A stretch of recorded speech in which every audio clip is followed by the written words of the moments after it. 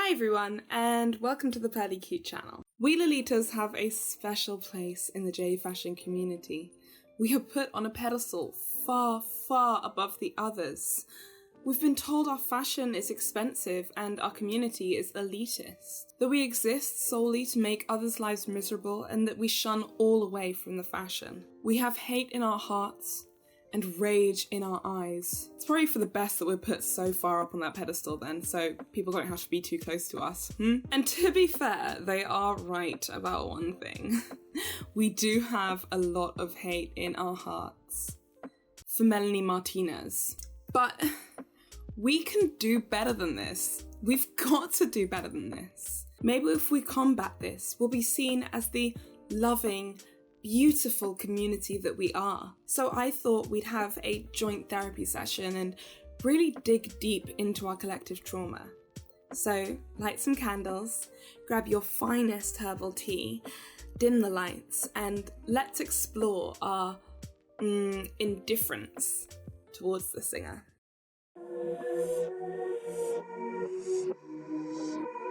So who the be Melanie? I remember seeing Melanie for the first time when she released her iconic debut Dollhouse, a song that felt like a renewal of Pink's Family Portrait.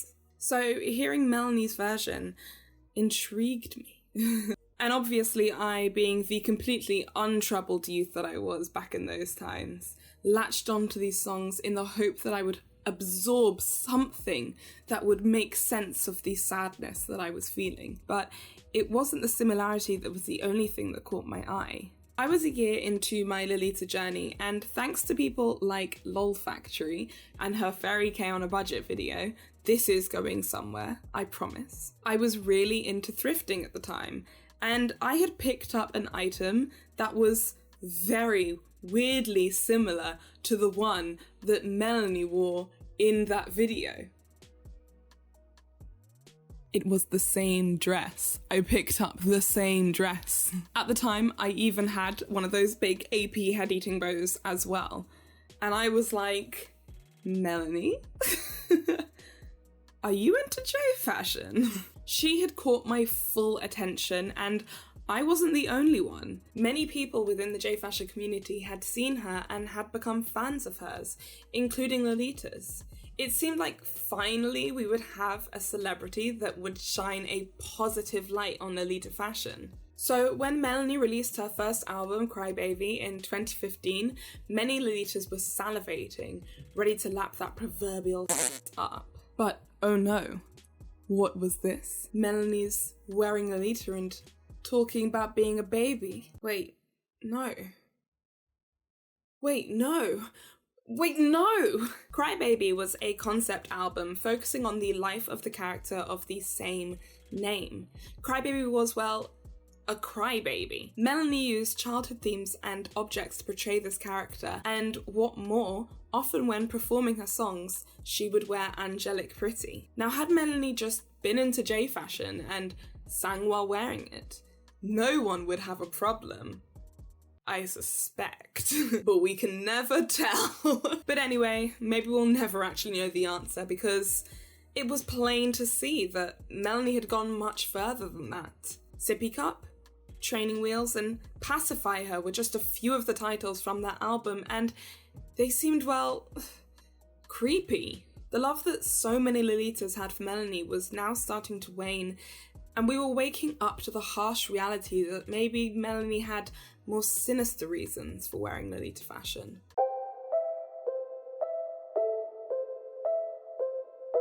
DDLG, or Daddy Dom Little Girl, is a subcategory of BDSM in which two consenting adults roleplay as a parental caretaker figure and a child/baby. Honestly, it kind of grosses me out, but as long as it's not, out there for all to see in the open and you're not pulling in people from other places and people who aren't consenting are part of it, as long as you keep it in the bedroom, then fine, you do you, I guess. And because of the very nature of the fetish, cute childish motifs like teddy bears, toys, and pastels are heavily associated with it. Now, if Lolita and DDLG were, at school together, DDLG would be that super annoying, persistent kid that just pesters Lolita nonstop, won't leave them alone, and Lolita would constantly be asking the teacher to tell them to stop.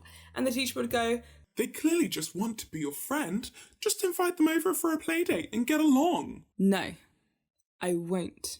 She's tacky and I hate her." What I'm trying to say is DDLG loves to insert itself into the Lolita community, a place where it just isn't welcome. And also, apart from the fact that Sweet Lolita also incorporates childish motifs, the two literally have nothing in common. Now, DDLG actually, in terms of mainstream fetishes, isn't really that well known. And had this been the only thing plaguing Lolita, yeah, it wouldn't be great, but I think we could kind of look past it. But unfortunately, due to, well, a life, I guess, and, stuff, Lolita seems to be sexualized by a lot of different groups of people. And honestly, being sexualized is the last thing Lolitas want. Trust me. So, for the final time, would you stop DMing me to ask to buy my used frilly socks? That's really gross.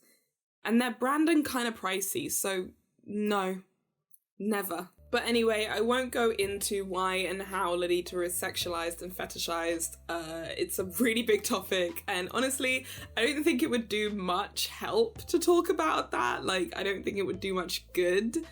I feel like it would only lead to it being sexualized more. That's a topic we won't be discussing ever. But as you can imagine, with a name like Lolita Fashion, there's bound to be tons of people sexualizing it. So having people constantly trying to connect DDLG and Lolita together is just exhausting. It's irritating, it's annoying, it's exhausting, and it's irritating. Stop it, please. But because of this, Lolitas have grown hypersensitive towards anyone who dares even think that Lolita is childish in any form. For the last time, what child dresses like this? Leave me alone.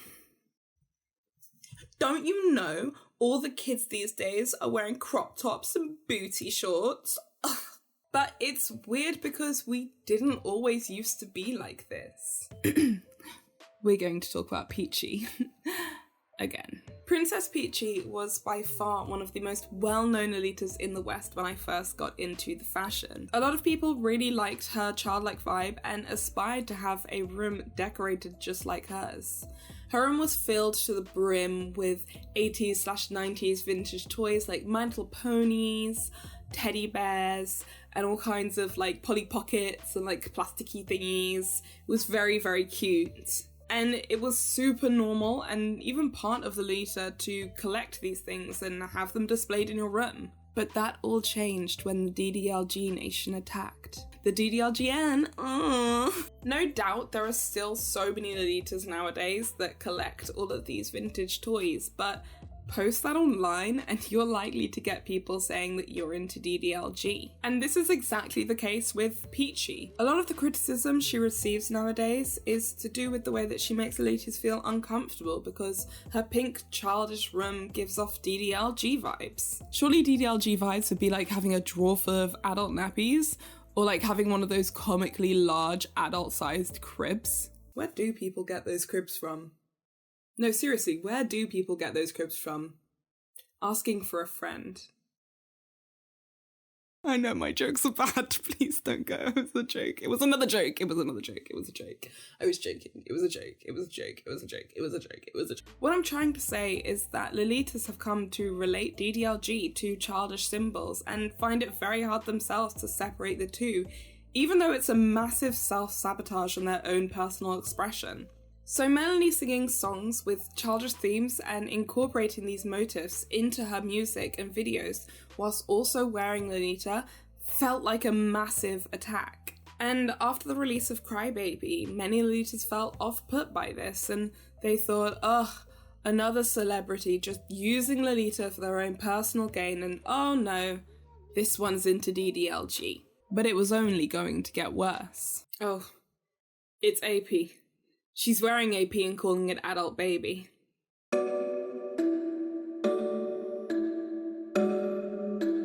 After the Crybaby album dropped, Lolitas were looking for more reasons than ever to hate Melanie.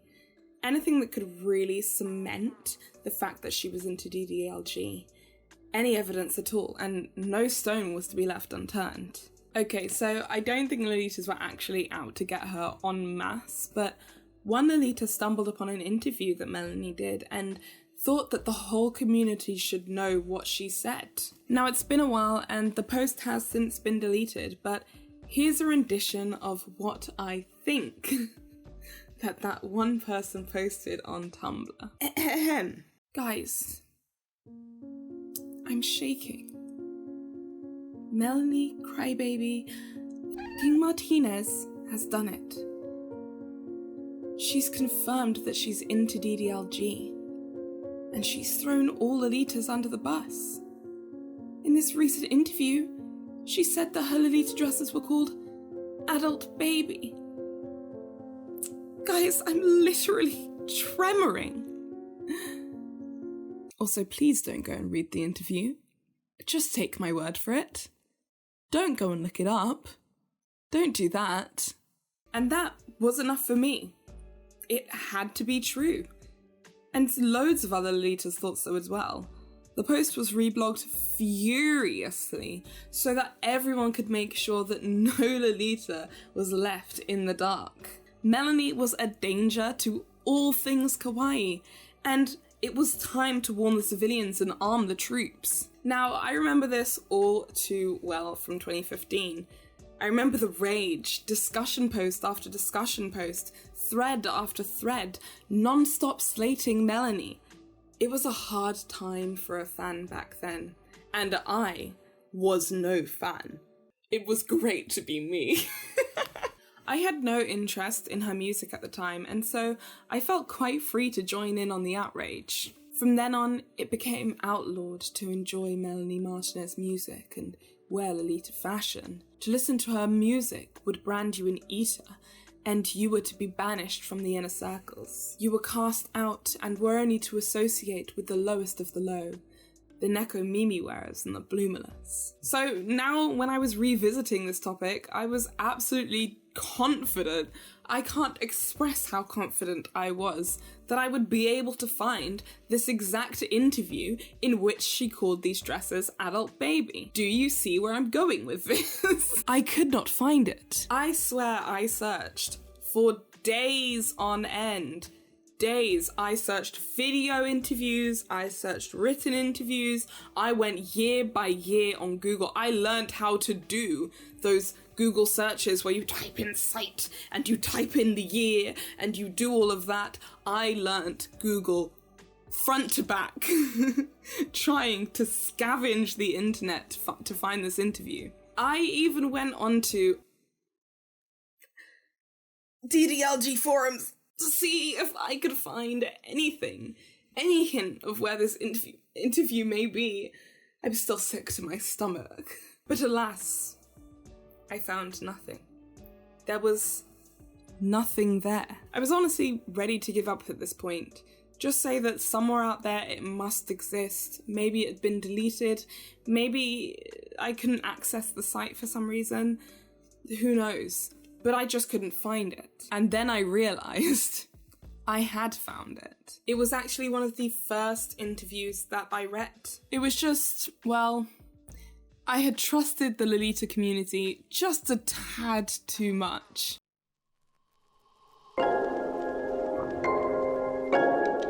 Within the Lolita community, one line from that interview was being passed around like a game of Chinese whispers. That's telephone for my American audience. Becoming more and more warped every time someone referred back to it. So you're probably wondering, what line is this? Well, this one, of course. On this tour, I've been wearing Adult Baby dresses. They're for people who are actually into that weird fashion. This is Sarah with the not so great audio butting in. I meant to say fetish there. I don't know what happened.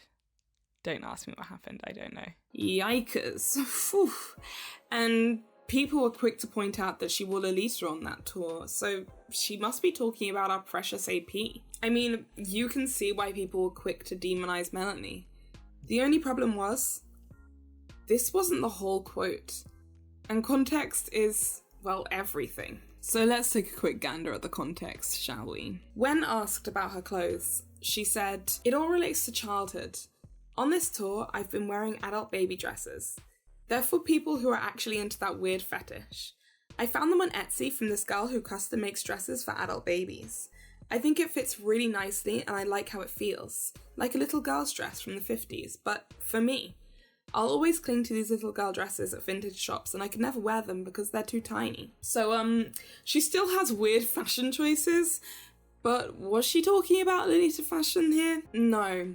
AP definitely isn't a girl custom making dresses on Etsy. I know we all want to believe that Angelic Pretty is a small business, but it really isn't. In fact, Melanie is talking about literal DDLG clothing and calling it that weird fetish, which also kind of concretes in my mind that Melanie isn't actually into DDLG. So, this is kind of awkward, but Melanie actually never said that Lolita was adult baby. So, actually, what is the situation with Melanie and Lolita then?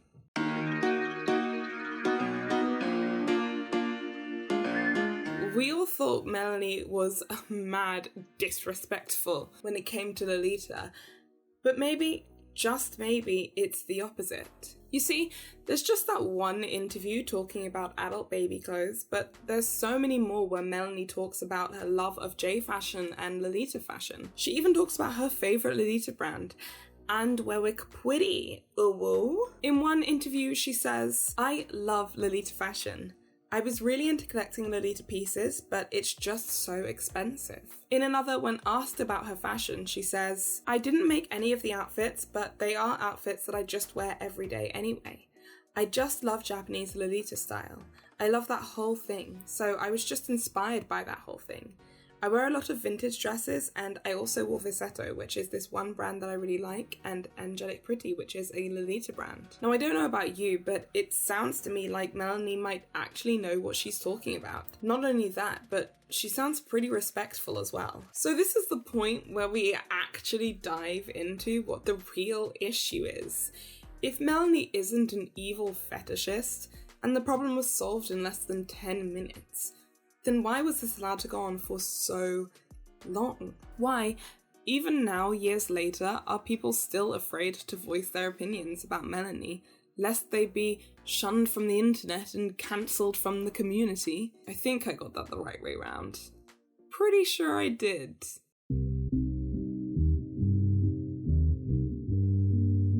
Well, at every stage, it seems to be completely fear-driven. At first you had Melanie wearing Lolita and singing a song called Carousel. Then she said something about adult baby. Then her whole album is baby themed, and she's just getting more and more popular and more mainstream. It's not hard to see why this scared Lolitas. Adult baby, Lolita, songs with baby themes, mentioning a fetish. It's a lot. And it's scary that someone else might see these things and draw a completely different conclusion about the fashion. And you can see why it spiraled out of control. Someone thought, I better warn people about this. I can see all the red flags. I can see this happening. Let me just do something about it now. Let me warn people that Melanie might actually be a fetishist and not genuinely into Lolita. And I'll use any evidence I can to suggest that, even if I'm not using the whole evidence.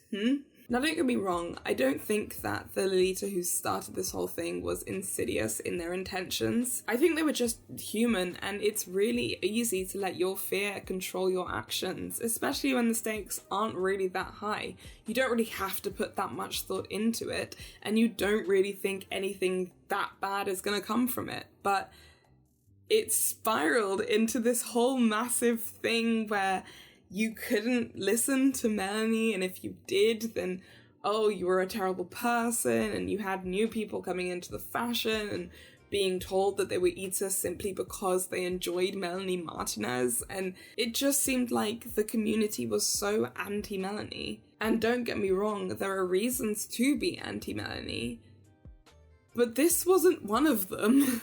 But this all just goes to show that you should really be careful about what seeds you are sowing, and You should really be careful about the things that you say on the internet, no matter what your intentions are. So on top of the fear of Melanie misinterpreting what Lolita fashion is, or Melanie allowing people to misinterpret what the fashion is, you have the fear of Melanie fans within the community as well. If you say you're a fan, you're attacked and no one wants to hear your opinion, so you just don't. You shut up, lock the bedroom door, go under your duvets, and listen to show and tell. You don't let anyone know, you don't want anyone finding out. Even when Imaikira posted an illustration from Melanie's movie K-12, she was met with hate, and some went as far as saying they couldn't support her anymore. For doing what? Drawing? The fear that this created within the community, although exceedingly trivial, made people feel like they couldn't express themselves truly. They were less open to sharing themselves. And for a community that's based largely on sharing oneself through the art form of clothing, it's kind of major.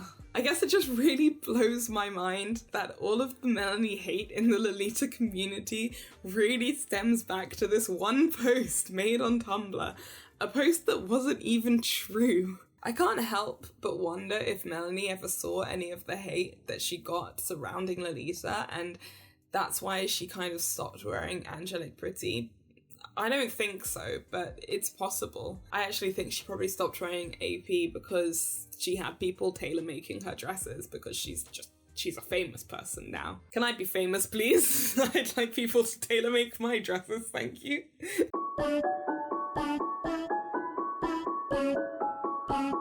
Fear is rampant throughout the Lolita community, and our fear of being fetishized and sexualized against our will can come out in some really nasty ways. We spend a lot of energy trying to get people to stop projecting their desires on us, and while yes, I definitely think that we should be protecting and defending ourselves to a point, we can sometimes go a little bit overboard. Like so many of us out there, Melanie is an artist. Her albums and music are her art, and exceedingly complex. She puts a lot of thought and a lot of herself into it, a lot more than any of us probably put even into our own outfits. And yet, for some reason, we're so happy to turn around and call it DDLG and put her into this little fetish box, when if someone was to do that to us, we would be so displeased. Could it just be that the Lolita community and Melanie actually just have more similarities than we want to believe? Could it be that she likes childish things without it being a fetish for her? And could she actually have a much deeper understanding about her own art than we give her credit for? Melanie is such a good case study to see how a community reacts when it feels threatened. We're so quick to cut people off and attack people whose thoughts diverge from our own, even if they are a part of our own community. I feel like whenever I'm talking my videos, I say this a lot, but there's definitely so much more that we could talk about, that we could discuss when it comes to Melanie. I think it's such an interesting topic, the way that our community reacted to her. Like the ups and the downs, the highs and the lows, how people perceive her now, differing to how people perceived her in the past. And I think it just like shines a little bit of a light on how communities act when they do feel threatened, when they are in this like position where someone from the outside potentially misunderstands what they are doing. I feel like this happens with a lot of like hobby communities, not just Lolita, but when people are really passionate about something and someone from the outside says, "Oh, I like that thing too." No, you're not a part of us. It's threatening. I felt the threat. I think everyone felt that threat. And I think it's just so interesting to think about and discuss. I guess my conclusion to this video would be, don't let fear control your actions. But more importantly, you're never going to be able to control people's opinions of you or the things that you like. And sometimes by trying to control them, you actually end up making the situation worse. I've been thinking a lot about fear in the Lolita community recently, and it can stop us from doing so many things. And don't let listening to one of your favourite artists be one of those things. So that's all from me tonight. I As I said, I'm exploring fear in Lolita, and so this is an ongoing topic. This was part 1 of an ongoing, probably 2-part. So anyway, I hope you enjoyed this video. I hope that we've worked through some of our collective trauma together surrounding Melanie. And as always, thank you for liking, commenting, and subscribing, and I will see you in my next video. Bye! Mwah!